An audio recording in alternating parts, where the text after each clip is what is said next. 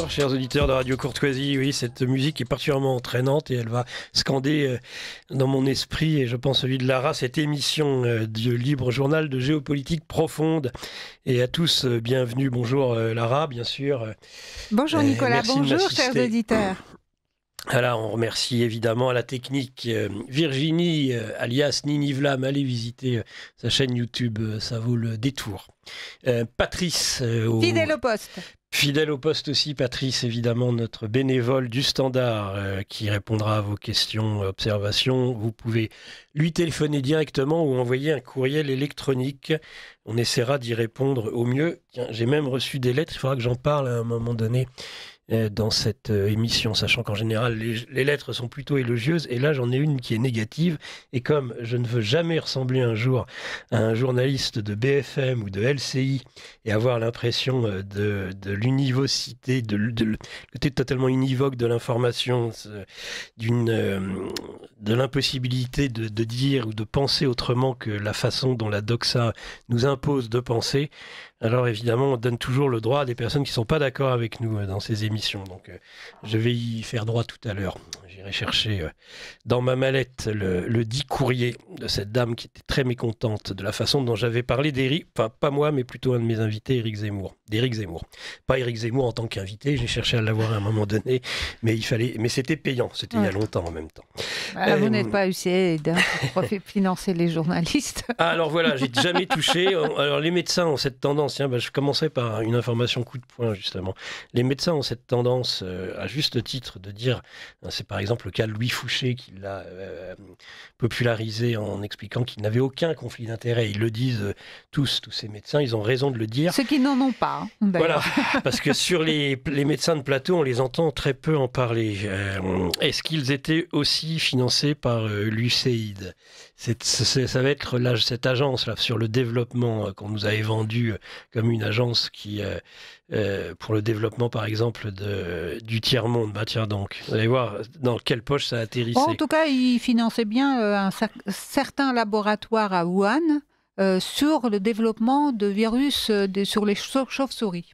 Et le pangolin. Voilà, ça c'était... L'étude du pangolin. C'est sorti ça. Bien voilà. sûr. Vous voyez, par exemple, on vit une période formidable. C'est ça qui me réjouit ce matin, peut-être plus encore que les semaines précédentes, et qui donne sens à ce qui est devenu notre vocation au fil du temps, et qui est la vocation de Radio Courtoisie, chers auditeurs, depuis les années 80, cette seule et unique radio libre qui persiste aujourd'hui sur les ondes hertziennes associatives, c'est-à-dire qu'elle dépend de vous, elle dépend de vos dons.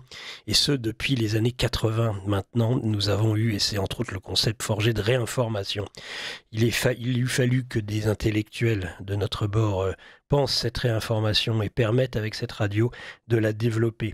Et il est vrai que cette période d'apocalypse au sens dévoilement que nous vivons depuis quelques semaines, depuis quelques mois, eh bien donne sens à ce combat que nous avons tous mené au sein de cette radio pendant 40 ans. Et je suis content de m'y être associé à mon petit niveau.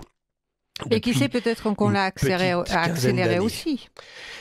C'est certain, on y a en tout cas contribué, ça a permis, et ça permet aujourd'hui par exemple que des informations qui ne circulent toujours pas, il y a des barrages conséquents qui interdisent à cette information de passer.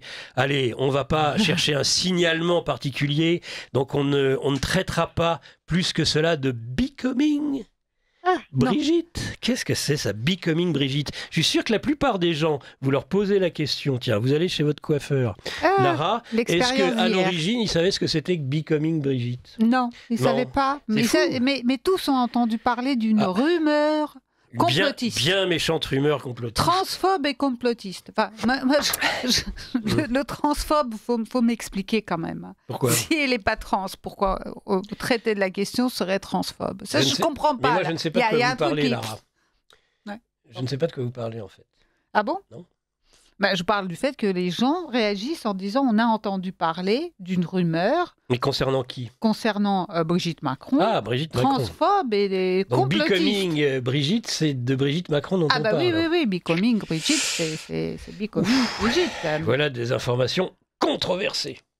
Alors, ils ont, dans leur côté pavlovien, il y a le côté controversé. J'ai remarqué qu'avec l'UCAID, il y avait des nouvelles formules du genre brutal, violent.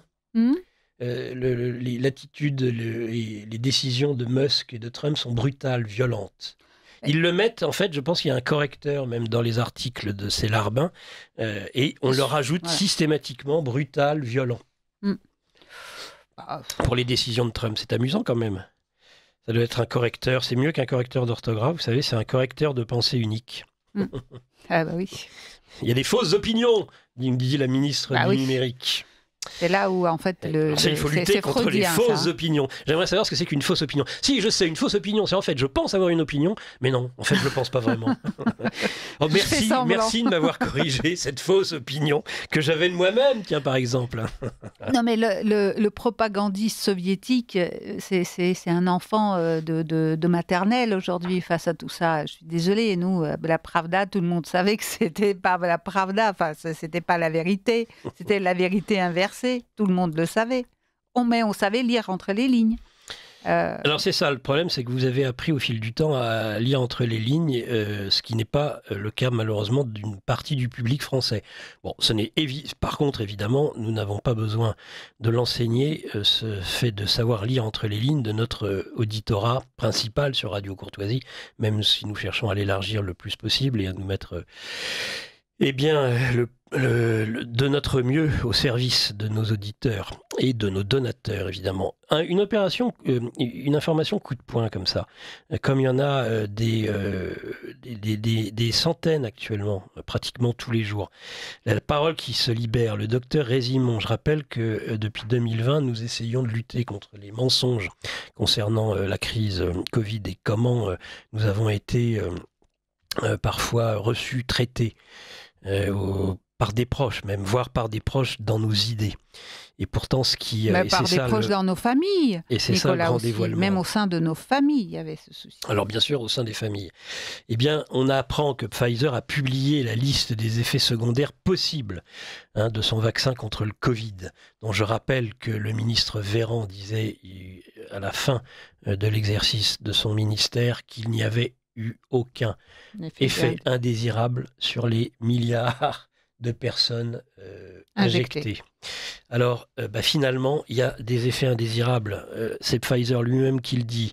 Je vais vous en faire la liste rapidement. C'est un véritable coup de poing dans le ventre pour ceux qui ont assisté, soit l'ont eux-mêmes subi ces injections, soit ont assisté à des proches qui les ont reçues. Thrombose sanguine, lésion rénale aiguë, myélite flasque aiguë, anticorps antispermatozoïdes positifs, embolie du tronc cérébral, thrombose du tronc cérébral, arrêt cardiaque, insuffisance cardiaque, thrombose ventriculaire cardiaque, choc cardiogénique, vasculite du système nerveux central, décès néonatal, thrombose veineuse profonde, encéphalite du tronc cérébral, encéphalite hémorragique, épilepsie du lobe frontal, psychose épileptique, paralysie faciale, syndrome de détresse fœtale, amylose gastro-intestinale, crise tonico-clonique généralisée, encéphalite de Hashimoto, thrombose vasculaire hépatique, réactivation du zona, hépatite à médiation immunitaire, maladie pulmonaire interstitielle, embolie de la veine jugulaire, épilepsie myoclonique juvénile, lésion hépatique, faible poids à la naissance,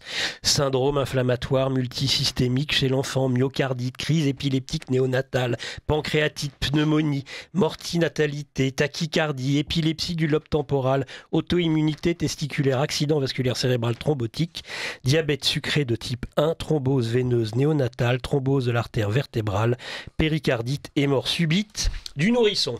Vous en voulez plus ? Non, ça ira, Nicolas. Voilà. Je suis désolé, Lara, mais c'était un coup de poing que je souhaitais mettre au début pour permettre à la parole de se libérer. Et ça, aujourd'hui, eh bien, on peut le dire puisque c'est Pfizer lui-même qui le reconnaît. Et ça ne veut évidemment pas dire, vous avez des listes extrêmement longues, parfois, d'effets indésirables. Ça ne veut pas dire que vous allez nécessairement l'attraper, mais ça veut dire que c'est possible. Ça veut dire qu'il lui fallut le dire à l'origine, surtout. Ça veut dire que pour lutter contre une grippette Merci Eugénie. Je ne sais pas si c'est une grippette, mais en tout cas, il eût fallu donner les effets indésirables. Sur des personnes saines qui n'avaient pas de comorbidité, comme il disait, il n'y avait aucune nécessité de provoquer ce genre de possibles réactions. Mais c'est monstrueux. Moi, j'en reste juste aux effets bruts tels qu'ils sont reconnus aujourd'hui. Encore une fois, Pfizer lui-même. On a énormément de gens autour de nous qui ont été vaccinés, qui n'ont subi aucune de ces conséquences. Et d'autres l'ont subi. Et d'autres l'ont subi. Sinon, ça ne serait pas considéré comme des effets indésirables possibles. Et on les a mis dans le déni complet en disant c'est surtout pas ce vaccin. Rappelez-vous, j'ai subi ça au sein de ma famille. Non, mais ça, aucun lien. On l'a tous subi. Ça, aucun lien. Voilà, en tout cas, ça fait partie, le dévoilement, ça peut faire mal à certains, ça conforte certaines personnes dans les préventions qu'ils pouvaient avoir. Je le rappelle, ce n'est en aucun cas une façon d'inciter à la non-prise de vaccin, c'est seulement une lecture qui n'existait pas au moment où il a été mis sur le marché, ce vaccin. Et c'est aujourd'hui reconnu. Et donc ça, c'est une information qu'il faut livrer avec toute la prudence d'usage dès que l'on aborde les questions médicales. Mais je crois que ce qui a été terrible pendant toutes ces années, et c'est pour ça qu'on va parler de l'USAID, c'est que cette parole était interdite. Ce qui n'aurait pas empêché certaines personnes, et peut-être une majorité de personnes, de se dire, moi je l'ai déjà entendu, s'il fallait lire l'ensemble de la posologie, vous savez, et de se dire je vais attraper toutes ces maladies, évidemment, personne ne prendra les médicaments. Donc, encore une fois, c'est seulement le fait que la parole ne soit pas unilatérale et qu'on ait un consentement éclairé. Cette notion de consentement éclairé, elle nécessitait à l'époque que l'on ait ces informations. Qu'est-ce qu'on va faire pour tous ceux qui ont permis ces injections alors que d'évidence, au regard des informations d'aujourd'hui, il n'y avait pas ce consentement éclairé? Nicolas, on permis, c'est pas le mot. On t'obligeait. On t'obligeait. Uniquement, non, personne n'a été obligé de prendre ces vaccins. Si, parce qu'il y a des personnes qui travaillaient qui étaient obligées de se faire injecter. Il y a quand même tout un pan de la vie sociale qui était interdit à ceux qui n'étaient pas... Il y a quand même des enfants qui ne pouvaient pas pratiquer des sections sportives. Non, ils ont été obligés. Et moi, ce qui me fait surtout mal... au risque de perdre son travail ou de ne pas pouvoir faire du sport. Exactement. Fortement incité, c'est pas Vous interdit. Savez ce qui fait... C'est pas obligé. Hein. Ce qui fait mal, c'est certains ont préféré démissionner, certains ont préféré être suspendus. Ça, c'était l'acte de courage et presque ils étaient tout de suite en plus frappés du tampon complotiste, etc., anti-vax. Ils ont dû vraiment subir jusqu'au bout et ils ont résisté. Mais vous savez ce qui fait mal? Ce qui fait mal, c'est le fait qu'en fait, la plupart de nos concitoyens, qui sont des gens rangés, qui font confiance à leur pouvoir, qui font confiance aux médecins, qui en fait, finalement, ne cherchent pas à savoir plus parce qu'ils considèrent qu'ils vivent dans un monde protégé par ces gens-là. Et que ces gens-là sont allés, peut-être aujourd'hui, subissent au sein de leur famille ces effets secondaires, mais jamais ils n'ont soupçonné quoi que ce soit. Même s'il y avait des antennes, effectivement, la nôtre ou autre, qui informaient, mais pour eux, on était presque des excités rebelles qui ne voulions pas se soumettre à un ordre qui était bienveillant. C'est ça qui est monstrueux. Tout a été fait sous une forme de slogan de bienveillance pour protéger la grand-mère. Ça fait mal. On va arrêter sur ce sujet, Lara, je suis désolé, et tout en rappelant bien que c'est une liste d'effets indésirables. On peut nous opposer une liste d'effets désirables sur ce point. Mais en tout cas, c'était ça, c'était une illustration du fait que, il faut, surtout sur ces sujets, est-ce que l'on peut tout dire? Semble-t-il non, il y a des lois mémorielles, il y a un certain nombre de choses qui interdisent de dire ou de donner une opinion contraire à ce qui est une vérité officielle. Mais il y a une loi derrière, on peut contester sa loi, on peut même fortement la contester, mais elle est là, elle est présente, elle est censée avoir été votée par nos représentants. Donc. Mais par contre là, dans un cas de figure comme ça, il n'y a rien qui interdit ce genre d'informations. Pourquoi n'ont pas été-elles divulguées avant, c'est tout. C'est le seul point. Parce qu'il était plus important de créer des sites internet qui s'appelaient Vite ma dose Il était plus important de créer des vaccinodromes. Rappelez-vous, les vaccinodromes, où les gens... Ils ont opéré dans ce qu'ils considéraient être l'urgence. Oui, mais en plus, c'est pas une injection unique, c'est une injection à répétition, avec des rappels. Au cas où vous échapperez la première fois aux effets indésirables, la deuxième, vous avez un peu moins de chance et ça continue ainsi. C'est ça qui est monstrueux dans tout ça. Merci Lara. On va d'ailleurs accueillir, parce qu'il est venu pendant ce long égrenage, notre ami Laurent Arthur Duplessis, qui est notre invité. Bonjour Lara. Bonjour. Bonjour Laurent, et bienvenue donc dans ce livre journal de géopolitique profonde auquel vous contribuez sur la chaîne Géopolitique profonde, à la fois les émissions de matinale le matin et des plateaux. Vous contribuez fortement le vendredi soir à 19h. Ça n'était pas le cas. Nous avions Philippe Pascot hier soir, mais tel est souvent le cas de plateaux de géopolitique avec des experts reconnus, dont vous faites partie, bien évidemment. Votre dernier livre, Au cœur de la Troisième Guerre mondiale. Alors, quand j'aime vous taquiner, je vous dis, mais alors, cette Troisième Guerre mondiale, elle n'est pas encore arrivée, que vous nous parlez déjà de la quatrième guerre mondiale qui serait celle des robots. Elle fermente, la Troisième Guerre mondiale, hélas. Et il est intéressant d'observer comment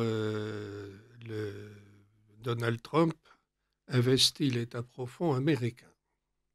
Parce qu'effectivement, il n'y va pas avec le dos de la cuillère, il faut bien dire. Et il a raison, puisque on peut dire qu'en gros, il a 2 années utiles devant lui. Les élections de mi-terme interviennent au bout de 2 ans après l'élection du président.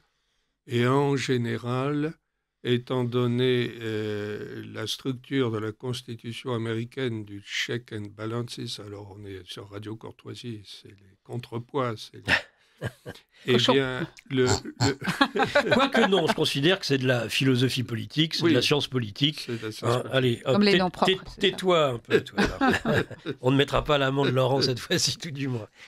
et les pères fondateurs des États-Unis ont voulu absolument encadrer très très étroitement le pouvoir présidentiel en réaction à ce qu'ils estimaient être les excès des monarques européens. Donc, ils ont voulu un président extrêmement encadré.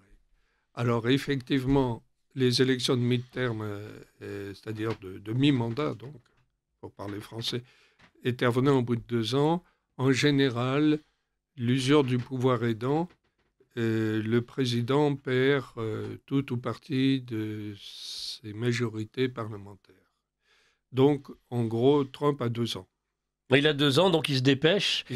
Et il a ce sentiment de devoir faire ce qu'il n'a pas pu faire en 2016 parce qu'il l'avait arrêté tout de suite. Donc là, ils le décrivent très bien. Ils parlent d'état de sidération. Ils accusent justement le duo Musk-Trump d'être brutal, avec le Doge, entre autres, faire la chasse aux fonctionnaires, une sorte de chasse aux sorcières. Enfin, on se rappelle quand même que ceux qui ont subi dès 2016 jusqu'en 2024 une terrible chasse aux sorcières, eh bien c'est plutôt Trump et ses amis à qui on collait sur le dos une ingérence russe aux États-Unis qui aurait modifié le processus électoral et peut-être influencé le résultat des urnes.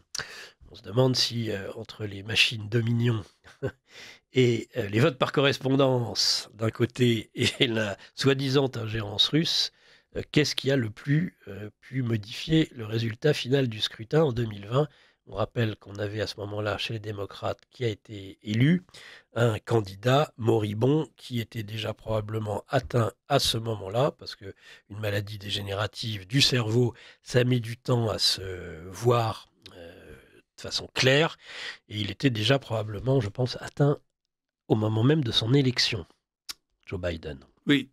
Et les signes de sénilité se sont multipliés, effectivement, ce qui laisse toujours inquiet quand on sait que le président des États-Unis est le commandant en chef des gigantesques forces militaires américaines.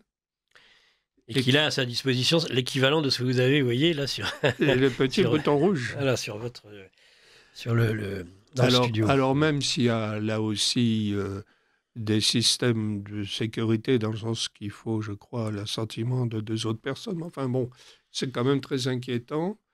Et il est vrai qu'on avait eu un précédent avec Ronald Reagan qui est mort de la maladie d'Alzheimer, mais qui a commencé en fait à avoir des symptômes vers la fin de son mandat. N'oubliez pas Jacques Chirac en France, Et Jacques Chirac. qui a fait une attaque cérébrale qui ne fait que précipiter justement cet état.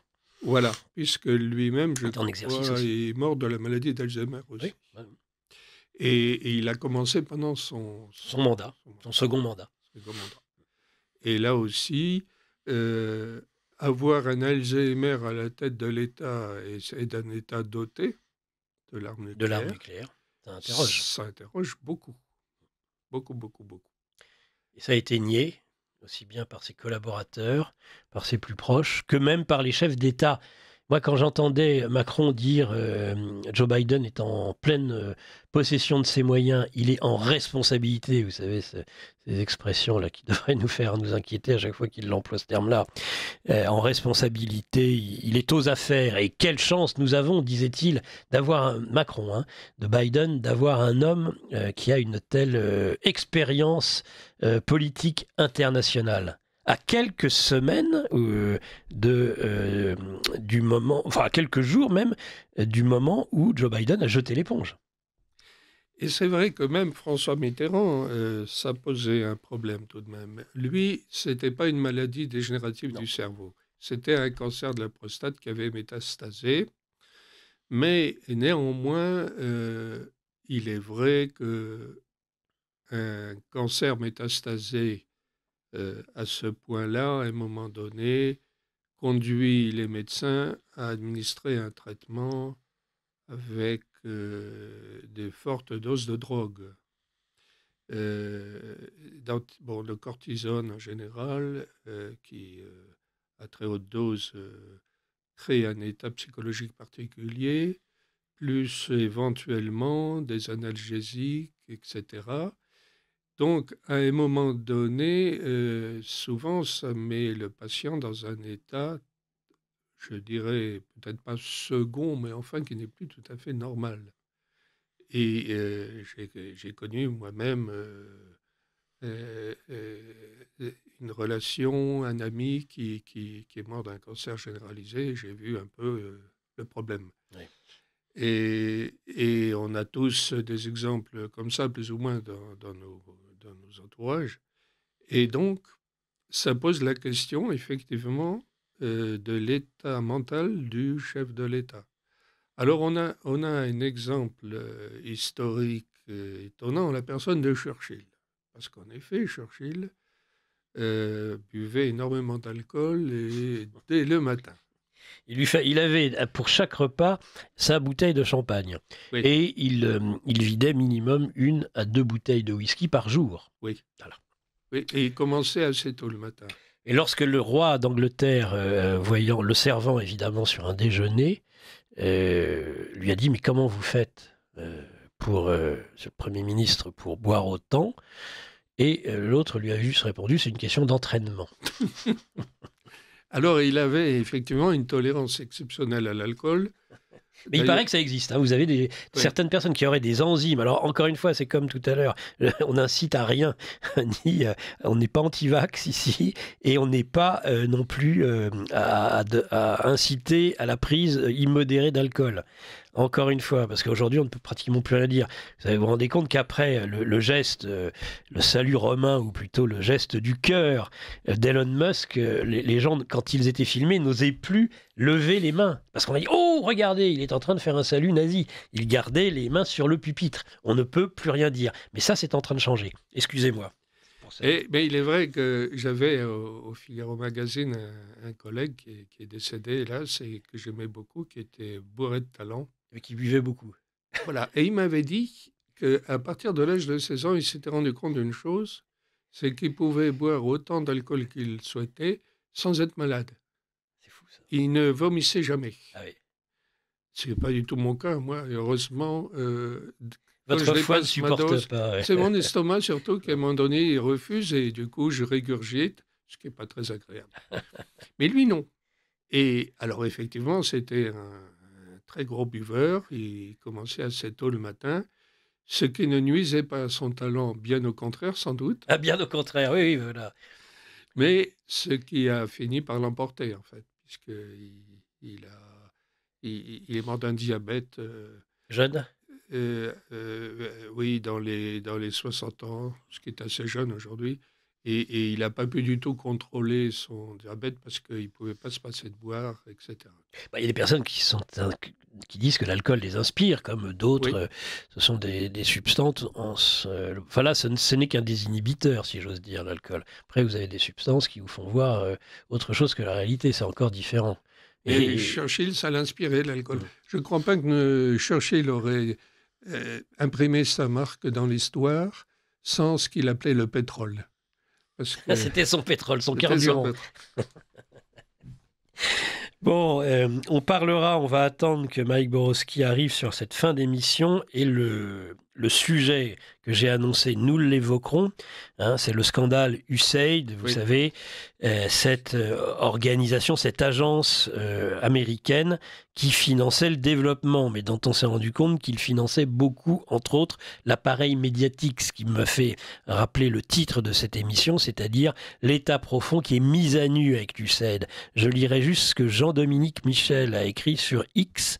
Vous pourrez faire un commentaire, évidemment, si vous le souhaitez, Laurent. Et puis après, on passera à la géopolitique internationale avant d'avoir, sur la fin de cette émission, Mike Borowski qui nous parlera justement, parce qu'il a travaillé sur ce sujet, de ce scandale. Jean-Dominique Michel dit le scandale USAID, c'est la prostitution. De la presse collabo se révèle au grand jour dans toute sa consternante hideur. Tout ceci constitue en réalité, un extraordinaire vadémécum du totalitarisme mode d'emploi. Politiciens, experts véreux, médias collabos, bien-pensance bêlante, propagande et gouvernance perverse, la recette était assurément au point et ce, sans aucune limite. C'est-à-dire que on peut en dire quelques mots, Lara, dès à présent, et je pose d'abord la question à Laurent Arthur Duplessis, puisque vous venez de revenir. Nous parlons là du scandale USAID et j'ai bien dit qu'on en parlerait surtout après avec Mike Borowski. Mais qu'est-ce que vous inspire ces dernières révélations sur qu'est-ce que finançait finalement cette agence gouvernementale américaine? Eh bien, il tape juste Trump là, parce que l'USAID, c'est effectivement un outil majeur d'influence de l'État profond américain, pas seulement sur la scène américaine, mais sur la scène mondiale. Et par exemple, on découvre que l'USAID finance toutes sortes de médias à l'étranger, qui sont des médias de propagande de l'État profond américain. Et on voit que l'USAID est un organe d'influence majeur des États-Unis dans le monde. Et alors évidemment, c'était extrêmement efficace pour l'État profond parce que pour un budget finalement relativement modeste d'une soixantaine de milliards de dollars par an, ce qui à l'échelle du budget américain représente 1, quelque chose, 1,8% je crois du budget américain, c'était pas colossal, C'est quand même conséquent. mais c'est un levier d'Archimède. C'est-à-dire qu'effectivement, avec une somme relativement modeste, les États-Unis pouvaient exercer une influence déterminante sur la vie politique internationale. Et Trump tape juste quand il a décrété une sorte de moratoire des paiements octroyés à l'USAID avec un passage au crible de toutes les missions de l'USAID pendant à peu près 3 mois. Alors effectivement, on soulève le couvercle et on découvre dessous toutes sortes de choses. Par exemple, la BBC recevait des sommes pour faire de la propagande de l'État américain. Oui, j'imagine que ce n'était pas pour le développement. Voilà. Et d'ailleurs, on voit aussi ces curieux amalgames qu'il y a dans cet USAID, où il y a à la fois des crédits pour la faim dans le monde. Bah, ils assistent beaucoup, nos journalistes aujourd'hui qui ne vont plus être payés, ou les fact-checkers qui ne vont plus être payés, mettent l'accent justement en disant ça va tuer des millions de personnes en Afrique. Vous voyez, mais ils iront jusqu'au bout. C'est dommage, parce que toute cette propagande, vous ne serez plus payés pour la faire. Donc à mon avis, ils ne la feront plus encore très longtemps. Et d'ailleurs, il est assez délectable, hein, c'est vrai, de voir comment le poulailler s'agite. Le poulailler de tous les bien-pensants, de tous les censeurs, de tous les redresseurs de tort. C'est l'affolement généralisé. C'est l'affolement généralisé. L'argent n'arrive plus. et le chômage pointe à l'horizon. C'est dramatique. Et alors, effectivement... On sent un petit côté jubilatoire. Si les auditeurs voyaient votre sourire, ils comprendraient ce que je veux dire. Et effectivement, c'est un coup dans le mille, parce que ça tape dans la propagande de l'État profond américain. Et de l'État profond mondial. Et c'est aussi pour ça qu'à mon avis, Trump s'est mis sur cette affaire, parce qu'il sait très bien qu'il assèche ainsi ceux qui lui ont toujours porté tort, et ceux depuis qu'il a cherché à faire de la politique. Et alors, ça met au jour justement tous les mécanismes d'influence américains, et il faut examiner ça en parallèle avec l'autre phénomène qui a été un pavé dans la mare, c'est la nomination de ces 6 jeunes génies de l'informatique qui contrôlent les paiements en fait du Trésor public américain. Alors, évidemment, on pousse des cris d'orfraie parce qu'ils ont entre 19 ans et 26 ans, mais la valeur n'attend pas le nombre des années, disait Corneille dans le Cid, je crois. Mais surtout, évidemment, ces jeunes qui n'ont peur de rien vont mettre à jour toutes sortes d'anomalies, et Dieu sait s'il y en a, dans l'énorme masse, dans l'octroi de l'énorme masse de dollars qui tous les jours irriguent des milliers d'activités aux États-Unis et dans le monde. Et là encore, ça va permettre aussi de mettre en évidence toutes sortes de corruptions. Et là, il va y avoir des mises en cause phénoménales.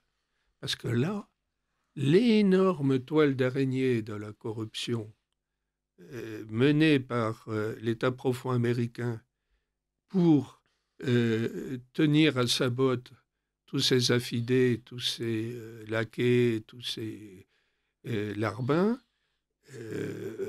tout ça va être mis en évidence par les 6 génies de l'informatique qui sont en train de travailler assidûment à l'examen de ces paiements et qui, paraît-il, paraîtriquement vivent dans les bureaux, installent des lits de camp dans les bureaux et travaillent presque 24 heures sur 24.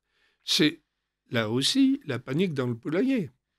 Parce que toutes sortes de corrompus vont être mis en lumière par l'État corrupteur. Ça va être un scandale à répétition tous les jours. Sachant que, semble-t-il, ce n'est qu'une agence et que d'autres agences participaient à ce même système. Hein. Et alors justement, parce que par examen des capillarités de l'USAID, ça va conduire à mettre la lumière sur le fonctionnement de toute une constellation d'agences reliées à l'USAID. Et donc, ça va mettre en évidence un paysage très vaste de corruption, d'influence et de subornation aussi de gouvernements étrangers.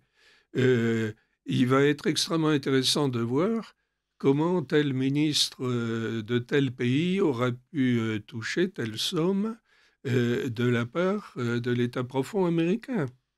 Il va y avoir des mises en cause phénoménales.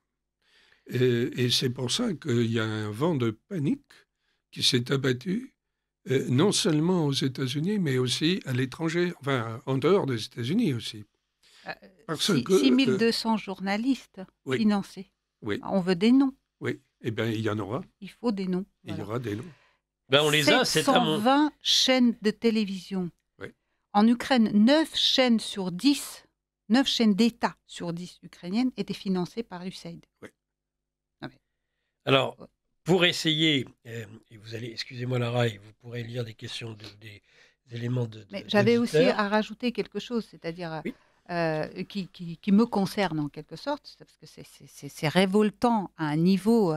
Donc, 1 200 000 € donnés à l'État d'Arménie pour promouvoir les LGBT. Sachant qu'il y a 120 000 Arméniens déplacés qui n'avaient rien il y a un an, qui ont dû tout quitter, qui sont dans la misère absolue, mais il n'y a pas d'autre priorité que de financer la propagande LGBT dans un pays qui crève la faim. Sachant que là, il nourrissait par ce biais-là tout le système et la galaxie Soros. Hein. Oui, mais Père et non, fils. le Soros était financé à part. Soros était financé à part encore. Aussi. Oui, par voilà. USAID aussi. Oui. Ça c'est juste. Non, mais qui développe le même genre d'activisme mais là, LGBT. C'est là, ça que j'ai voulu dire. c'est une ligne vraiment identifiée, 1 200 000 donnés à l'Arménie pour la propagande LGBT. Il n'y a pas d'autre problème en Arménie, il n'y a pas de famine, il n'y a pas de crise énergétique, il n'y a que le problème de LGBT. Ce sont des mauvais Arméniens. Mais c'est frappant l'exemple que vous donnez, là, hein, c'est tout à fait frappant. Et ça montre aussi comment l'USAID servait le wokisme. Au Guatemala. Voilà. Au Guatemala, il n'y a pas d'autre problème que la propagande LGBT. C'est-à-dire que le wokisme est devenu l'idéologie officielle de l'État américain. Et tous les leviers financiers de l'État américain se sont mis au service du wokisme. Et le wokisme... Avec l'argent des Américains qui n'étaient pas informés de cette orientation quand même. Oui. Et c'est pour ça que le fait de dévoiler tout ça, comme ce que vous venez de dire là concernant l'Arménie, je pense que ça va faire lever une exaspération dans l'opinion publique américaine tout à fait considérable. En tout cas, les contre-feux, parce que, voilà, encore une fois, comme sur les effets indésirables du vaccin Covid, on rappelle un certain nombre d'éléments tels qu'ils peuvent être développés par d'autres qui vont nous expliquer ça ne veut rien dire, puisque de toute façon, il y a énormément d'effets indésirables, même pour le médicament le plus anodin. On le dit, on n'est pas là pour faire, comme dans un miroir, la propagande inverse de ces médias que Radio Courtoisie, et c'est le sens de son action depuis 40 ans, c'est-à-dire permettre à une autre information d'exister aussi. Mais voyez ce que dit par exemple 20 minutes par rapport à sidération, chaos, fou, donc les qualificatifs des responsables d'ONG françaises après l'annonce par la nouvelle administration Trump, donc de suspendre avec effet immédiat toute contribution d'aide humanitaire internationale. Donc, témoigne de la radicalité de cette décision. Donc on nous annonce que des gens vont mourir massivement à cause de cette décision. Donc je ne sais pas quel va être l'effet en France de ce genre de décision. Rendez-vous compte, Médecins sans frontières va aussi, c'est la sidération, parce qu'ils n'auront plus de moyens. On pourrait parler de Reporters, peut-être aussi, de cette ONG Reporters sans frontières. Vous rendez-vous compte, Monsieur Ménard n'aurait pas pu délivrer la propagande qu'il délivre encore sur les chaînes d'infos en continu et continuellement, le maire de Béziers. Quel dommage d'avoir pu se passer de la parole de cet oracle.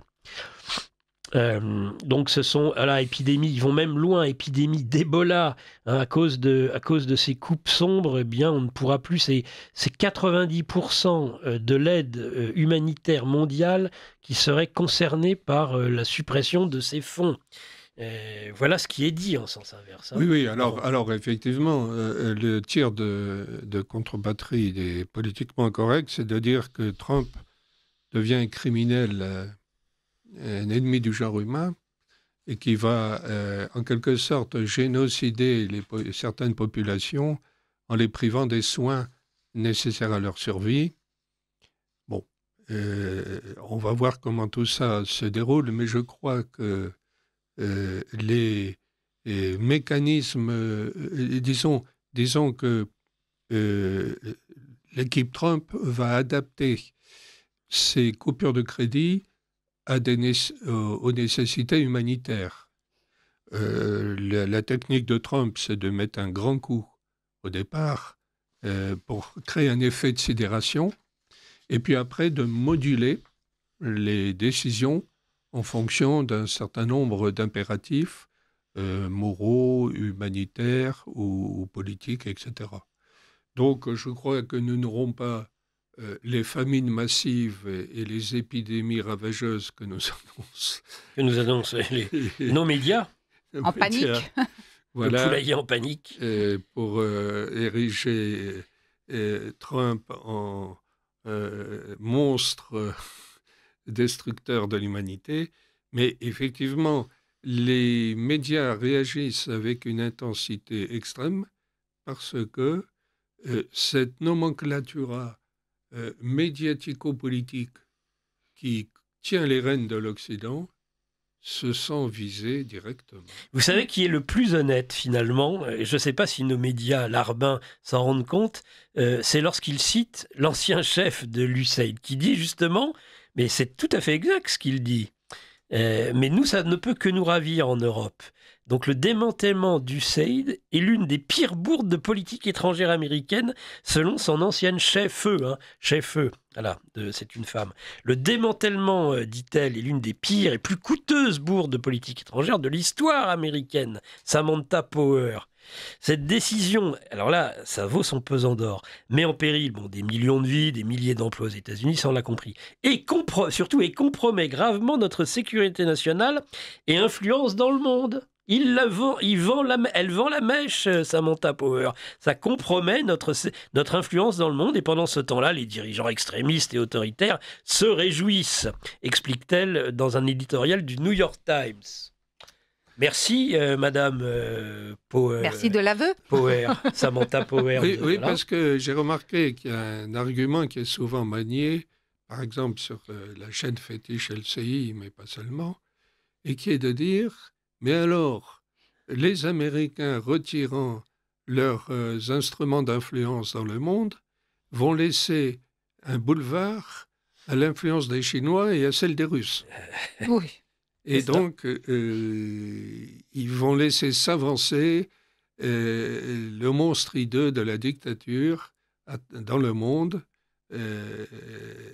C'est donc une sorte de retrait coupable de l'influence américaine au profit des monstres chinois et russes. Ils accusent maintenant RFI, par exemple, USAID, quand la désinformation russe alimente la politique du Doge de Donald Trump. Sauf que c'est pas seulement quelques excités dans leur coin sur les réseaux sociaux, c'est Musk lui-même, c'est Trump lui-même. Il faut croire qu'il il ne croirait donc pas les soi-disant mensonges qu'il proférerait. Là, ils sont en train vraiment ils sont en panique. Hein. Ils sont en panique. Ouais. Et on comprend qu'ils le soient, parce que là, véritablement, ce qui est visé, ce sont les mécanismes profonds de l'État. C'est les mécanismes de l'État profond américain. Ça, vraiment, ça tape dans le mille. Alors, il y a aussi, j'ai des questions. Parce alors, que, vous pouvez aller, si vous voulez, développer les questions ou les affirmations des auditeurs, si vous le souhaitez, et on fera après peut-être la pause. Mais allez-y, je vous en prie. D'accord. Alors, je vais lire les questions. Comme vous voulez. Une réaction d'une auditrice. Donc, bonjour Nicolas et Lara. Ma fille, 29 ans, infirmière, n'a pas eu d'autre choix que de prendre cette injection car elle avait un prêt à rembourser pour son logement. Elle a développé une maladie auto-immune. Mon autre fille, psychomotricienne, 32 ans, a été suspendue sans compensation. Mon fils, études d'ingénieur, éloigné du domicile familial, il a décroché et abandonné ses études à cause du distanciel. Les conséquences ici sont indirectes, mais réelles et révoltantes. On est bien d'accord. D'autres observations d'auditeurs? Bon, celle-là, peut-être, vous pouvez la lire parce qu'elle me concerne. Merci, Madame Stam, pour votre parole. Merci à l'auditeur de réagir. Donc, pourriez-vous préciser comment s'écrit USAID et aussi développer l'acronyme? Oui, non, mais ça, bien sûr, il y a aussi... USA, déjà. Alors non, voilà. En tout cas, moi, je considère que non. Tel que je l'ai mis dans justement... L'USAID, pour moi, c'est United States Agency. International Development. Développement Donc, à l'international. Voilà, c'est l'agence américaine du Ouais. développement international. C'est ça. C'est United vraiment- States Agency International Development. C'est vraiment le Fortou, l'USAID. Hein. C'est Non, vraiment tais-toi, on a le droit de le dire. Oh. C'est le moment du bobino, là, non? Allez, on y va. Voilà, vous êtes dans ce livre journal de géopolitique profonde sur Radio Courtoisie, chers auditeurs, et nous étions en train de développer un acronyme avec un accent pour le moins approximatif Français. et un cochon Français. qui est ultra sensible, qui ne supporte pas le moindre anglicisme. Mais là, c'est pas un anglicisme, on a le droit de le dire, là, mon petit cochon. Nous en étions donc, et on avait dit qu'on en reparlerait de toute façon de ce sujet. Est-ce qu'il y a encore des questions, Lara? Vous en avez là. Et après, on va développer un peu la géopolitique. On va quand même profiter de Laurent Arthur Duplessis pour lui poser quelques sujets qui concerneront, je suis désolé, encore une fois, l'information est noyée depuis plusieurs semaines par Trump. Mais ça a des incidences. Ça a des incidences en Europe de l'Est, ça a des incidences au Proche-Orient, ça a des incidences avec la Chine. Il y a une guerre commerciale qui se met peut-être en place. Donc on va parler de tout ça, mais évidemment, on ne peut pas s'empêcher on va quand même pas bouder notre plaisir, hein, concernant l'information et ce qui agite aujourd'hui ceux qui sont quand même nos pires adversaires. Délectons-nous. Hein. Délectons-nous, réjouissons-nous. Alors oui, un auditeur. Que Macron ait le pouvoir de déclencher le feu nucléaire, ce n'est pas rassurant non plus. Oui, c'est vrai. D'autant que je crois qu'il abuse un peu de la cocaïne, à ce qu'on dit. Mais... Ah bah dis donc, la parole se libère. Hein. Ah oui, la parole se libère. Je ne suis pas sûr qu'on ait le droit de dire ça. J'ai précisé à ce qu'on dit. Oui, à ce qu'on dit, très bien. Oui. Moi, j'ai aussi une question, c'est-à-dire qu'il va arriver aussi le moment où ils vont dévoiler les hommes et les femmes politiques qui sont financés par USAID. Et ce serait bien d'avoir les noms. Je pense que certains Français qui traitaient Musk de fasciste, peut-être, sont concernés. Mais c'est ça. Et c'est pour ça que je crois que les noms seront portés sur la place publique. Et c'est ce qui fait aussi que le poulailler est en panique. C'est que les noms sont exposés à l'examen du public. Moi, je me souviens aussi de quelques sorties complètement lunaires d'un certain Luc Ferry concernant Elon Musk, où il le traite de débile profond, etc. Enfin, je ne pense pas que ce soit quelque chose de neutre. Hein. Une auditrice, sur quel site internet peut-on retrouver la liste des effets secondaires du vaccin Pfizer? Sur le site de Pfizer, madame. Jacqueline... Ah non, oh là, qu'est-ce que j'ai dit? Je cite le nom de quelqu'un. Concernant Trump, j'entends beaucoup de personnes publiques dire, je cite, « Je ne suis pas Trump, mais ce qu'il fait a du sens. Je ne suis pas Trump, mais ce qu'il fait a du sens. » Bon, ça, c'est typique de l'hypocrisie française. C'est comme ceux qui, justement, pendant la période de vaccination, disaient moi, je comprends ceux qui ne se font pas vacciner. Bon, mais moi, personnellement, je me fais vacciner. Là, il y avait cette hypocrisie. Il fallait dire ça, hein, surtout. C'était important. Là, on a l'impression, oui, bon, Trump, c'est pas ma tasse de thé, mais ce qu'il dit a du sens. Je trouve que on va pas suivre. Je pense qu'on suivra pas dans le retour de balancier, Laurent Arthur Duplessis. Si on en reste à ce type de raisonnement, ça ira pas loin. Oui. Moi, je voulais rajouter quelque chose. J'ai vu un certain Pujadas parler justement et revenir sur ses réactions concernant Milei, concernant Mélanie, à dire mais on s'était trompé finalement. Oui, vous avez raison, j'ai vu ça aussi. Et alors, effectivement, il y a aussi dans les médias subventionnés parfois des perplexités, je dirais. Il y a tout de même des gens parmi tous ces journalistes qui malgré tout peuvent avoir une certaine bonne foi et peuvent considérer qu'effectivement, ils ont erré, ils se sont trompés et qu'au fond, la réalité n'était pas tout à fait celle qu'ils croyaient voir. Alors, c'est là où on voit que la réalité est toujours complexe et composite. Elle n'est jamais entièrement monolithique. Il y a des gens de mauvaise foi, il y en a plein, dans les médias du système, mais il y a aussi certaines personnes qui, effectivement, se trompaient de bonne foi.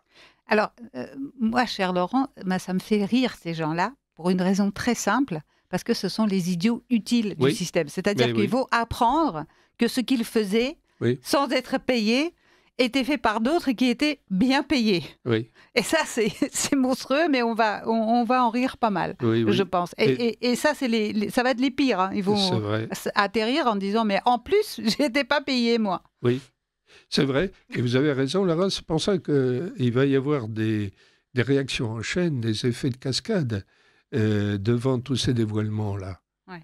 Il va y avoir beaucoup de crises morales, si on peut dire, et de crises institutionnelles déclenchées par ces dévoilements. C'est inévitable. Alors, une question très complotiste, si j'ose dire. Comment expliquez-vous que Donald Trump soit parvenu au pouvoir alors qu'il s'attaquait frontalement à l'État profond américain ?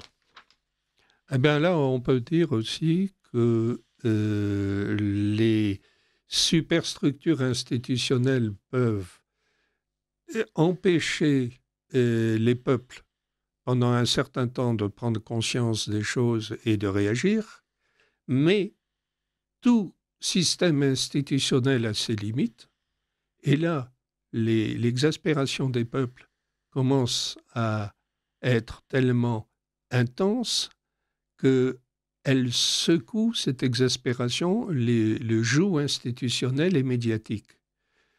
On l'a vu aux États-Unis.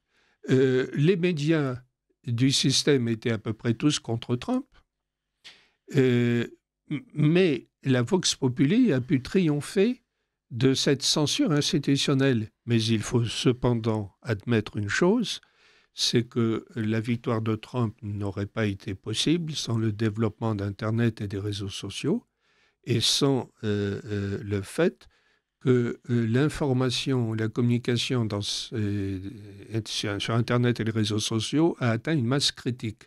Hillary Clinton a poussé un cri de panique il y a 2 mois dans une interview en constatant ce fait et en disant que les médias classiques, entre guillemets, c'est-à-dire ceux du système, étaient de plus en plus supplantés dans leur influence par Internet et les réseaux sociaux. Son diagnostic est le bon. Elle a raison.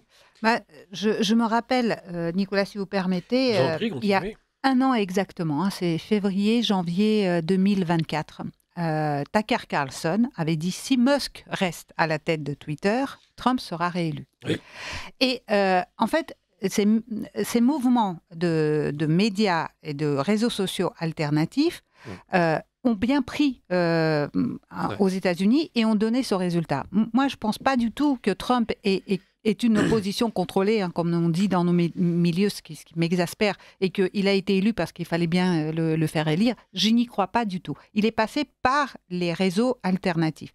Rogan, Tucker Carlson, Twitter qui permettait les publications. D'ailleurs, quand Elon Musk s'est emparé de Twitter, Trump n'est pas revenu tout de suite. Rappelez-vous.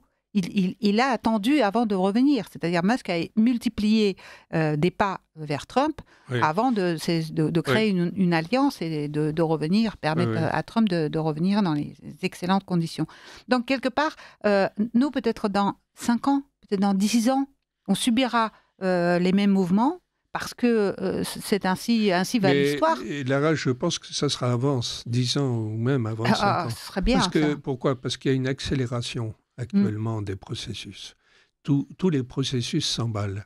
C'est-à-dire que là, actuellement, il y a un effet de percolation, comme disent les scientifiques. Vous savez, la percolation, c'est par exemple quand l'eau arrive à 100 degrés, elle change d'état, elle s'évapore. Quand dans un incendie de forêt, la température ambiante arrive à un certain degré, tous les arbres s'embrasent et pas simplement quelques-uns de façon éparse. C'est la percolation, c'est un effet de seuil. Et je crois que là, on a atteint cet effet de seuil actuellement. Il est atteint largement aux États-Unis, mais étant donné l'accélération des processus, il arrive en Europe. Mais d'ailleurs, on voit bien la montée des partis dits populistes, non seulement dans les sondages, mais aussi dans les urnes. Là, il y a un effet d'accélération phénoménal actuellement en Europe là-dessus. On voit que l'histoire s'accélère. L'histoire s'accélère au pire moment pour la France. Parce que moi je ne vois pas du tout quel mouvement politique serait à l'avant-garde justement de cette nouveauté qui est qui a permis à l'AfD d'émerger en Allemagne. Il n'y a pas, en France, Oui, il alors, y a nous, on est dans les contradictions oui. et on est divisé. Oui, mais alors la France, elle a ceci de particulier qu'elle a des évolutions heurtées. C'est-à-dire que rien n'est linéaire en France. Et effectivement, pour l'instant, on ne voit pas trop, mais ça peut survenir très vite en France. Ça me fait penser à cet écrivain anglais qui voyageait en 1787 dans le royaume de France. Tout allait bien. Et il disait, ce royaume en a pour 1000 ans. Voilà. 2 ans avant la Révolution. C'est ça la Il France. ne faut jamais présumer. C'est ça la France. Merci pour votre émission si profondément, profondément intéressante le samedi matin. Merci, cher auditeur. J'ai plusieurs éléments là-dessus que je vais être à nouveau très clair. Bonjour, j'ai entendu Nicolas Soquet énumérer la liste des effets indésirables du vaccin. J'ai cherché sur le net cette liste sans succès. Pourrait-il mettre un lien vers sa source? D'abord, je le dis, il faut aller chercher directement chez celui qui commercialise ce vaccin. Donc, je vous le redis, même si c'est écrit en anglais, c'est Pfizer. Après, que les choses soient encore une fois très claires. Allez regarder les effets indésirables et qu'on ne me fasse pas dire ce que je n'ai pas dit. Allez regarder les effets indésirables du Doliprane.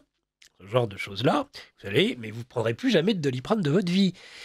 Attention, je l'ai dit d'entrée, c'est-à-dire que j'ai lu une liste qui a ému Lara, certes, mais si je l'aurais lu sur un médicament tout à fait banal, une liste tout aussi épouvantable, je n'aurais pas dit ce que c'était, il y aurait eu cette même émotion.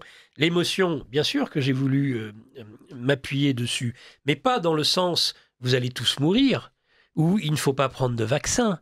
Mais tout simplement, quand on voit les remarques, c'est-à-dire, on pouvait peut-être pas faire autrement, parce qu'aujourd'hui, les médias cherchent à se défendre. C'est comme pour l'USAID, c'est pareil. Ils reconnaissent aujourd'hui de plus en plus. Allez regarder, faites des recherches avec les moteurs de recherche, même Google. Et vous verrez que les gens reconnaissent de plus en plus, et ça date pas d'hier, les effets indésirables. Mais ils nous expliquent qu'on pouvait pas faire autrement. Non, c'est pas ça, moi, dont je parle. Je dis seulement que cette liste que j'ai lue, même si c'est rare, très rare, il y a de la pharmacovigilance, il y a la ASM, il y a l'ensemble des agences qui traitent de ces sujets. Non, c'est ce que j'appelle le consentement éclairé qui est à la base. C'est-à-dire que cette liste-là que j'ai pu donner aujourd'hui, nous sommes le combien 8 ou 9 février 2025. 8 février 2025. Les campagnes d'injection ont commencé quand? En 2021. Pourquoi est-ce que nous avons mis autant de temps à le savoir? Ou alors, ne fallait-il pas à ce moment-là, fallait-il attendre pour que le consentement soit éclairé? Moi, et je termine juste, et je vous laisse la parole, Laurent.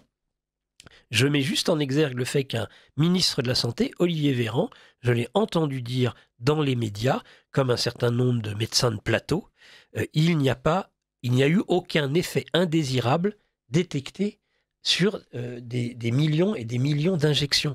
C'est ça que je mets en cause, c'est tout. Et ça, c'est très grave. Mais justement, vous allez pouvoir me dire, Nicolas, si c'est exact. Moi, j'ai cru comprendre que là, nous sommes en phase 3. En plus, on n'est même pas encore dans la dernière. On est en phase 3. Alors, ça dépend des vaccins, mais on est en train de terminer la phase expérimentale de phase 3 pour certains, et c'est terminé pour d'autres. Et pour AstraZeneca, ça s'est arrêté parce que justement, les effets indésirables étaient trop nombreux. Je le rappelle aussi. C'est quand même affolant. Hein. Et pourtant, ils en ont injecté sur AstraZeneca. Nicolas, quand vous vous rappelez Olivier Véran, moi je vous ramène aussi à des scènes de pure propagande quand Olivier Véran pique Olivia, après elle a été porte-parole du gouvernement, je ne sais plus, elle était enceinte, il l'a piquée pendant qu'elle était enceinte, c'était aussi, ça faisait partie de la propagande. Donc c'est à ce point-là, on nous a amenés, mais vraiment dans le mur, par la main de ces néfastes dirigeants. Un auditeur nous dit d'ailleurs, certains élus de collectivités locales persécutent encore de diverses manières leurs administrés qui n'étaient pas vaccinés. Ça ne m'étonne pas, et effectivement... Moi, je me souviens qu'on ne pouvait pas prendre l'avion, hein. Si on ne pouvait pas prendre un café, Laurent. On ne pouvait pas prendre un café sans vaccin. On était quasiment obligés. Oui. On en prend trop de café. Ouais, non, mais la vie sociale, en fait, c'est-à-dire ceux qui voulaient simplement, qui posaient des questions, sont devenus bannis de la société, rejetés comme je sais pas, des gens du Moyen Âge qui comprenaient rien à la science, etc. Mais la science, c'est l'éternelle question, c'est l'éternelle recherche. Il n'y a pas de scientifiques qui disent qu'ils ont tout trouvé. Enfin, ils sont tous des chercheurs. Enfin, Oui. Alors, il est 10 heures, on devrait, j'espère, sinon on le développera sans lui, mais je pense qu'il arrivera d'ici. Ah, lui, il a une liste avec des chiffres. Alors qu'en général, je lui dis de venir, il est toujours en train de pérorer, de troubler la concentration de Virginie. Et de Patrice. 10 heures n'est pas encore passé. Et là, notre animal n'est toujours pas là, Mike Borowski. Donc il était occupé, il a travaillé hier soir. Oui, il paraît qu'il a travaillé hier soir. Bah, c'est bien. En tout cas, tout ce qui se fait est tellement, plein d'espoir pour nos médias alternatifs. Je rappelle à nos auditeurs que Géopolitique Profonde, c'est aussi une revue qui permet en fait d'adhérer à une forme de communauté éclairée, éveillée. J'ai une expérience comme Radio hier, Courtoisie. Et comme Radio Courtoisie. Je le répète. Et soyez fiers d'appartenir à cette communauté parce que nous avons résisté. Nous n'avons pas abandonné, on n'a pas varié. C'est ça qui est, à mon avis, qui donne du sens à ce qu'on fait. Et ça vérifie cette règle immuable. C'est toujours les minorités qui font l'histoire. Hein. Et oui. Et oui. On aime toujours les formules de sagesse de Laurent Arthur Duplessis. Oui. Laurent, rapidement, est-ce qu'on peut avoir un résumé, peut-être déjà un premier résumé, la situation sur le front en Ukraine, semble-t-il, ça va vraiment pas bien pour l'armée ukrainienne. Je crois que Toretsk vient d'être pris, qui est une ville ou un village stratégique. Donc, situation sur le front et possibilité d'éventuelles négociations rapidement maintenant ou pas. Alors, situation sur le front, on voit que Pokrovsk, qui est vraiment un nœud stratégique fondamental pour les Ukrainiens, parce que c'est à la fois une région charbonnière, et Dieu sait si l'industrie militaire ukrainienne a besoin de charbon, et c'est en même temps un nœud de communication ferroviaire et routière. Donc, la chute de Pokrovsk serait catastrophique pour toute la partie sud de l'armée ukrainienne. Et ce serait une victoire décisive pour les Russes. Et on voit d'autre part à quel point, au-delà des propagandes d'Al-Saï et autres, le moral de l'armée ukrainienne s'effondre de plus en plus. Alors on nous montre des troupes d'élite qui tiennent bon, des troupes de marine, etc., qui sont des de Kiev. Voilà, qui sont des troupes d'élite et qui tiennent bon. Il y a toujours des rocs indestructibles. Mais néanmoins, le gros de l'armée ukrainienne, qui n'est pas composé que de troupes d'élite, mais de braves gens qui ne sont pas spécialement des guerriers dans l'âme et puis qui se demandent ce qu'ils font là de plus en plus, et qui voient bien qu'ils ne sont pas relayés puisque la mobilisation est descendue du plancher de 27 ans au plancher de 25 ans, qu'il y a 1 million de jeunes Ukrainiens en pleine forme qui sont en Pologne, en Europe occidentale, en France, etc., que les désertions se multiplient. On parle de plus de 100 000 déserteurs. Il faut savoir que, par exemple, pour déjouer les gardes frontières, ils passent de nuit dans les montagnes des Carpates, dans le sud extrême, et il y a beaucoup de ces jeunes déserteurs qui meurent de froid dans leur randonnée carpatique. Ils sont récupérés par les services de secours roumains, par exemple. Certains sont sauvés de l'hypothermie de justesse, d'autres, c'est trop tard, ils sont morts. Il y a donc des pertes dans ces tentatives de s'exfiltrer. Et il y a une crise morale actuellement de la population ukrainienne civile qui, maintenant, remet en cause de plus en plus le sens profond de cette guerre. et se demande quelle est la signification du sacrifice de tous ces soldats pour finalement conduire à quelque chose qui aurait pu se faire dès 2022, à savoir un compromis territorial et le fait de céder à la Russie, donc non seulement l'Ukraine, mais les 4 oblasts, et puis de terminer là, au fond, cette affaire. Et d'autre part, de maintenir l'Ukraine dans un statut de neutralité et surtout ne pas l'intégrer à l'OTAN. Et maintenant, qu'en sera-t-il des négociations ? Bon, il est certain que la Russie a besoin de conforter ses acquis territoriaux, et il lui manque encore une partie des 4 oblasts qu'elle a insérés dans sa constitution. Et donc, je dirais que Poutine a besoin encore de poursuivre les opérations militaires pendant un moment. Cela n'exclut pas de démarrer des négociations. Elles ont déjà démarré depuis un moment, d'ailleurs, en sous-main. L'équipe Trump a pris langue avec celle de Poutine quelques mois déjà avant l'arrivée de Trump à la Maison-Blanche. Donc les négociations, elles ont commencé en réalité. Et elles vont prendre un tour plus officiel, sans doute à un moment donné. Cela dit, ces négociations peuvent démarrer sans pour autant que cela emporte une cessation des hostilités. En Corée, pendant la guerre de Corée, les négociations ont duré plus d'1 an pendant que les combats faisaient rage. Et donc, je crois que c'est ce qui va se passer. Certes, Trump a fait des énoncés abrupts, comme il sait les faire, et qui ont d'ailleurs le mérite au départ de créer un climat. Mais néanmoins, je crois que les négociations vont prendre un tour officiel sans que les hostilités s'arrêtent, parce que Poutine n'a pas encore fait tout à fait le plein des 4 oblasts. Un commentaire, Lara. Oui, un commentaire sur le fait aussi que je ne pense pas que le seul objectif aujourd'hui de l'armée russe serait les 4 oblasts accomplis. Bon, ça, c'est la neutralité. Il reste la Transnistrie qui sera toujours tamponnée entre la Moldavie et l'Ukraine. Donc, Et pour apporter une petite note un petit peu anecdotique à ce que vous avez dit, Laurent, au début de votre exposé, les jeunes Ukrainiens qui sont en France, moi je me réjouis de voir autant de langues russes dans les métros, dans les transports.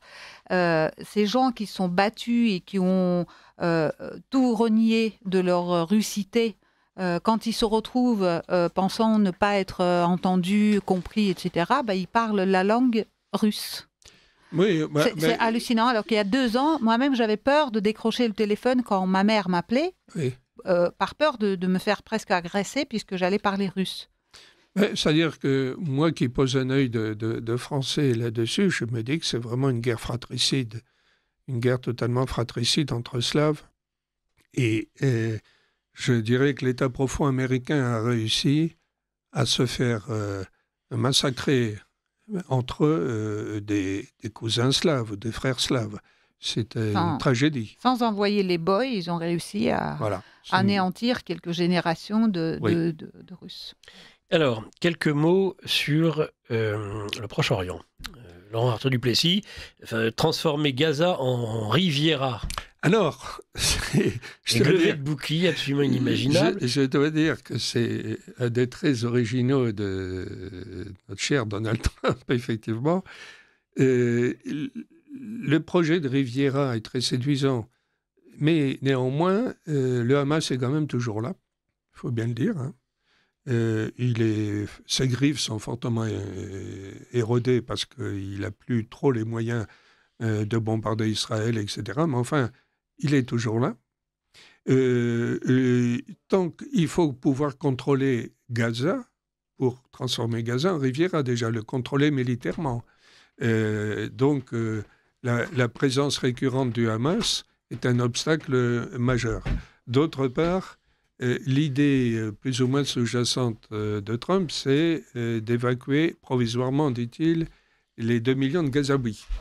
Ça semble un projet irréalisable, étant donné que ni l'Égypte n'en veut absolument pas, mais alors absolument pas.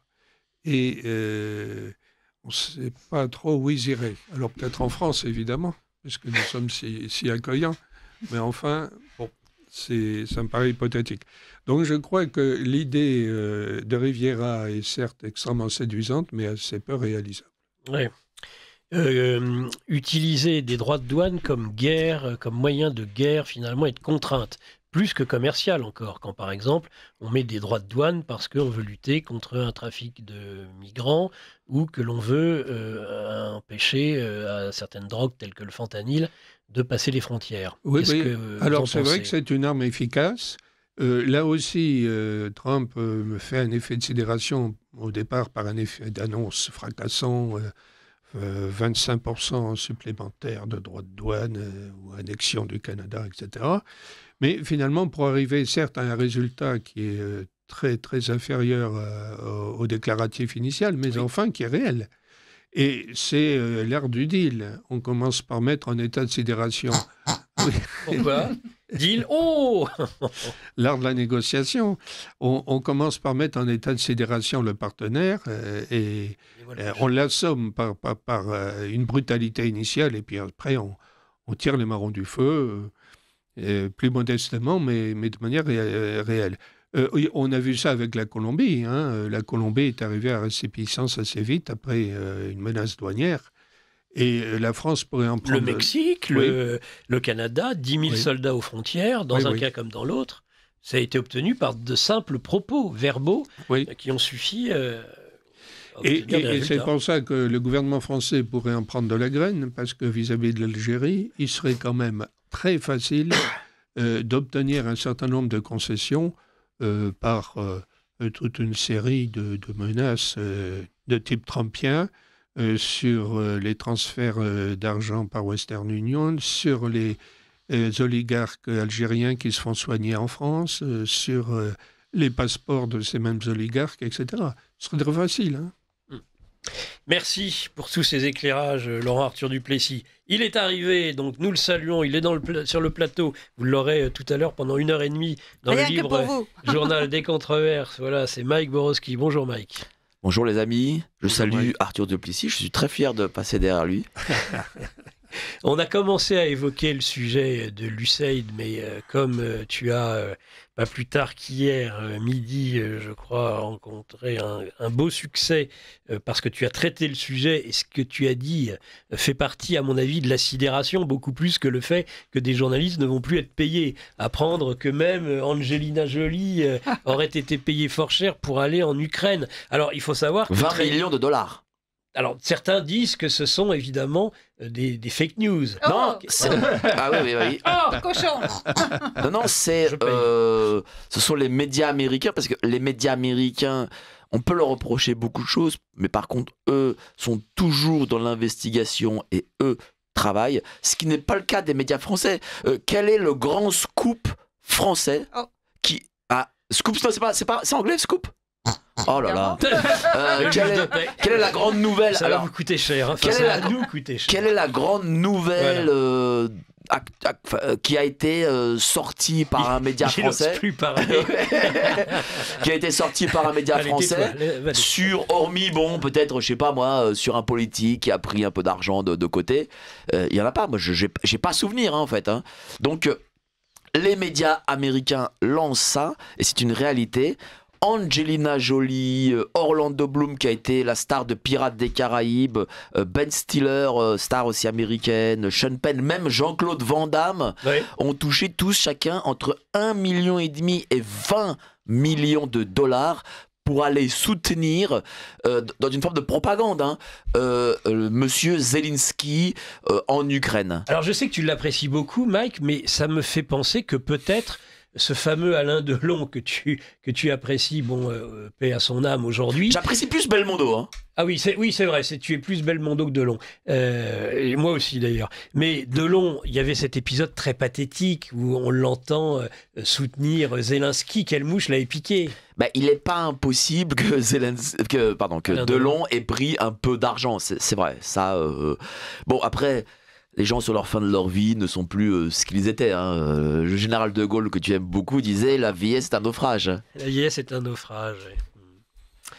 Mais il y a aussi une chose dont ça, bon, la rigueur, c'est peut-être anecdotique, mais ce qu'on remarque sur les sommes allouées par USAID à nombre de pays étrangers, c'est que la plupart d'entre elles, de ces sommes, sont allouées à la cause LGBT. Ah voilà.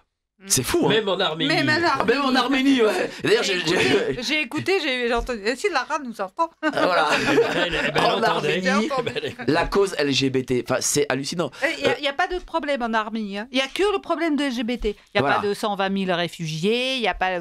C'est la misère absolue. Les gens en fait crèvent la faim. Mais c'est LGBT qui prime. Hein. Oh là là. Oui, mais parce qu'il y a une vision, idéologique sur l'écologie et les questions LGBT et le progressisme sur ces deux questions-là, et même, je dirais même le capitalisme globalisé, ne transigera pas. Et ils iront même dans les pays les plus conservateurs et investiront pour que ces pays, même les plus conservateurs, se convertissent dans ces visions idéologiques.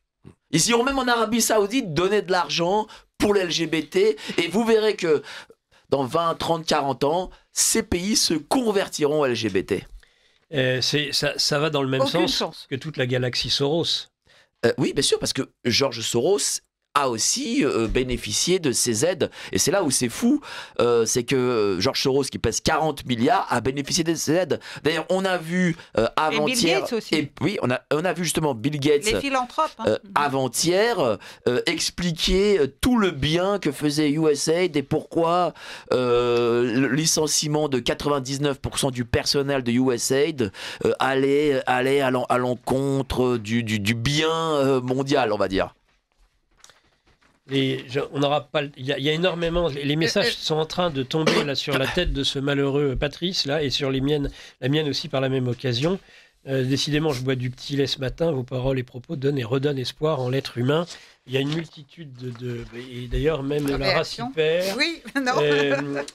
Alors, Mike, moi j'aimerais que, au-delà de ce sujet, tu es quand même quelqu'un qui, depuis des années, tout comme je le disais de Radio Courtoisie, nous avons subi les avanies permanentes. Je pense que toi, tu n'as jamais reçu le moindre centime de l'USAID. Est-ce qu'aujourd'hui, c'est un grand même, c'est un beau dévoilement? C'est-à-dire que c'est tu apprécies à sa juste valeur ce retour des choses, cette vérité qui apparaît enfin. C'est-à-dire que toutes les choses que l'on a annoncées à Radio Courtoisie 3 ans avant se dévoilent. Et en fin de compte, la crise sanitaire. Le Congrès américain explique que la crise sanitaire est une création de labo. Et c'est ce qu'on a dit à Radio Courtoisie. Je vais même parler des confrères de François aussi. Ça a toujours été annoncé. Et évidemment, ces fameux désinformateurs du monde, de Conspiracy Watch. Alors, il s'appelle comme ça, hein, malheureusement. Oui, non, mais c'est surtout, lui, il doit bénéficier du CED, à mon avis. Oui, il bénéficie. Mais d'ailleurs, justement, qui est-ce qu'il y a des journalistes français parmi les 6200 journalistes qui ont été financés et 720 médias, est-ce qu'il y a des journalistes français et des médias français? On sait que Le Monde a reçu de l'argent de Bill Gates. D'ailleurs, pourquoi a-t-il reçu de l'argent alors que Le Monde est financé en partie par les impôts français et qu'il est la propriété... il est mort depuis... de Pierre Berger, mais qui était milliardaire, de Mathieu Pigasse aussi, milliardaire. Pourquoi en plus ces médias reçoivent de l'argent alors qu'ils sont déjà ultra subventionnés? Bizarrement, encore une fois, en France, c'est la chape de plomb, on n'en parle pas. Aucun média n'a pas français, enfin je parle de médias officiels, n'ont parlé de la pandémie qui est sortie de Wuhan. Aucun. Et deuxième chose, aucun média français ne parle aujourd'hui de USAID, hormis en disant que les employés ont manifesté devant l'agence. Mais aucun n'a parlé de toutes ces subventions, de tout cet argent. 150 milliards à l'écologie. 150 milliards pour l'écologie. Non, mais ce qui est en plus hallucinant dans tout cela, c'est que ces médias qui appartiennent à des milliardaires donc, ont besoin pour survivre, parce que ça veut dire que sans ça, ils ne seraient pas achetés, ils ne seraient pas souscrits. Attendez, mais faites les additions. Il y a une radio associative qui arrive à vivre grâce aux dons des auditeurs. Et là, il y a des subventions d'État, des subventions des fondations, et en plus, USAID, et ça appartient aux milliardaires. Mais je voudrais préciser une chose aussi, c'est que, effectivement, Mike, tu as raison de t'étonner, mais je crois que les milliardaires comme Pigasse et autres qui mettent au pot pour soutenir financièrement des cadavres médiatiques comme Le Monde ou le Nouvel Obs que plus personne ne lit pratiquement, ce sont des journaux qui n'intéressent plus.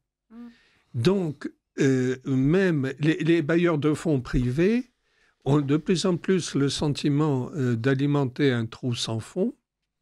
Et ils ont quand même des comptes à rendre devant leur conseil d'administration. Et il y a des conseils d'administration qui renaclent de plus en plus en disant « mais nous ne comprenons pas pourquoi vous investissez autant dans Le Monde ou le Nouvel Obs ou Libé. Ce sont des journaux qui n'ont plus aucune rentabilité commerciale. Et donc, pourquoi nous gaspillons cet argent ?»